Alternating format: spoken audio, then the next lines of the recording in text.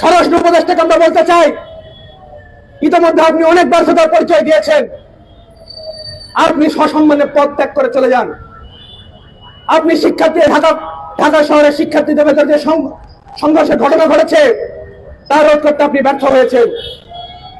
ইজতেমায় যে 4 জন মুসল্লি শহীদ হয়েছেন,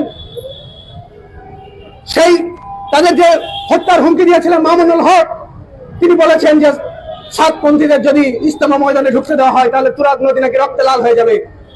সেই খুনের মদতদাতা, সেই প্রশ্রয়দাতা মামুনুল হককে পাশে নিয়ে আপনি সংবাদ সম্মেলন করছেন।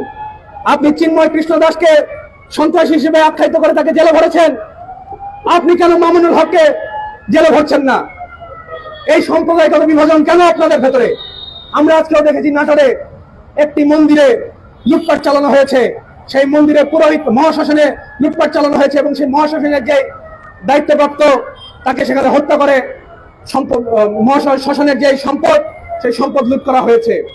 আমরা কিছুদিন পূর্বে দেখেছি সুনামগঞ্জে হিন্দু সম্প্রদায়ের ঘর বাড়িতে হামলা করা হয়েছে। তার পূর্বে আমরা দেখেছি চিন্ময় কৃষ্ণ দাসকে আটককে কেন্দ্র করে চট্টগ্রাম কোর্ট প্রাঙ্গণে কি অরাজক পরিস্থিতি বিরাজ করেছে। এত ব্যর্থতার পরেও যে স্বরাষ্ট্র উপদেষ্টা বহাল তবিয়তে রয়েছেন, সেটা আসলে আমাদের জন্য লজ্জার শামিল।